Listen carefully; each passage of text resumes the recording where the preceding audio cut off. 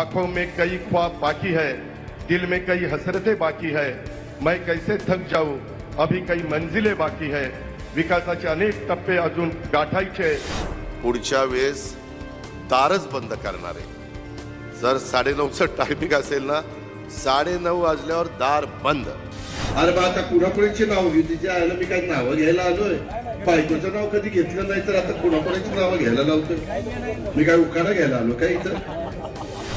आणि माझ्या पुरुष मंडळींना सांगायचंय, तरुणांना सांगायचंय की सोनं आपल्या मातेच्या, आपल्या पत्नीच्या, आपल्या बहिणीच्या, लाडक्या मुलीच्या अंगावर शोभून दिसतं. पुरुषांच्या अंगावर सोनं शोभून दिसत नाही. त्याच्यावर त्या भानगडीत काही पडू नका.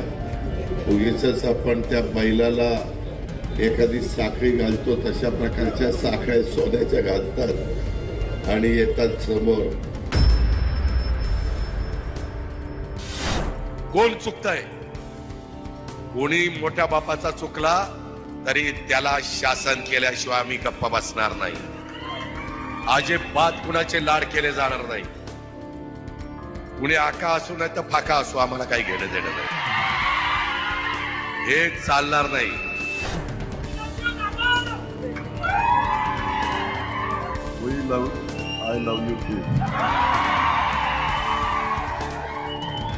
हे सगळं ऐकलं ना, कुठनं या पुण्याचा पालकमंत्री झालो असं वाटायला लागलं. जे ते उठतंय ते मला उपदेशच करायला लागते. सगळा मागता मीच घेतलेला आहे. यांनी नुसतं उपदेश करायचा आहे. मगाशी बोलत असताना काहींनी सांगितलं किंवा दादा गावकीकडे लक्ष आहे, भावकीकडे पण लक्ष द्या. भावकीकडे लक्ष दिलं म्हणूनच तू आमदार झालास. जरा जयंतराव त्याला विचारा किती मतं पडली. पोस्टल बॅलेट मध्ये आलाय आपण. डॉक्टर मी बारकाईने बघत असतो. मागाशी पण मला वाटलं नाही दादा तुम्हाला काही आहे मला माहिती आहे, पण तो माझ्या आई वडिलांचा सत्कार करायचा. मला वाटलं डॉक्टर आता सत्कार करताना छानशी शॉल, छानसं काहीतरी आणखी. ते टॉवेल असतो ना तो मोठा असतो. तुम्ही दाखवती टॉवेल देखील आपण अंग पुसतो तो मोठा असतो. मला म्हणलं दवाखान्यात कुठं काटकसर झाली नाही. सगळीकडं काही प्रत्येक गोष्टी केल्या, परंतु वडिलांना शॉल टाकताना फार डॉक्टर काटकसर केली. ही वागणं बरं नव्हं. दादा तशी वेळ येऊन देऊ नका. तुम्ही शाळा बना आणि इथलं हे सगळं बंद करा. तुम्ही तुमची विक्री करता विक्री करा. ज्याला घ्यायचं तो घेईल आणि त्याच्या घरात काय पीत बसायचं पीत बसेल. मी मानी नाही तर पुन्हा दाखवते. अजित पवार म्हणले पीत.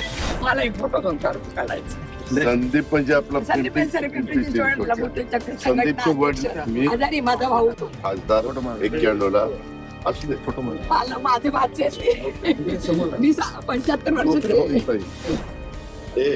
आता इथे मला हे खासदार केलं असं झालं, आमदार केलं असं झालं. तुम्ही अवधीच तसं काही सांगू नका. शेवटी सगळे आपलेच मतदार आहेत. हे काय झालं, एका बाजूला आदरणीय पवार, एका बाजूला अजित पवार. बारामतीकरांच्या पुढे प्रश्न निर्माण राहणारच ना. मित्रांनो, माझ्याकडे अधिकारी एखादा घेतला तर 3 वर्ष तो कलेक्टर टिकतो, 3 वर्ष तो सीईओ टिकतो, जिल्हा परिषदेचा सीईओ पण आणि नगरपालिकेचा चीफ ऑफिसर पण. घेताना चांगले अधिकारी, टाळी एका हाताने वाजत नाही. नाही काय झालं, 2 दादा म्हणाले. ते 2 दादा म्हटल्यानंतर चंद्रकांत दादांना अजून आमचे पुणेकर मुख्यमंत्री महोदय कोल्हापूरचे समजतात. ते पुण्याचे वाटतच नाही.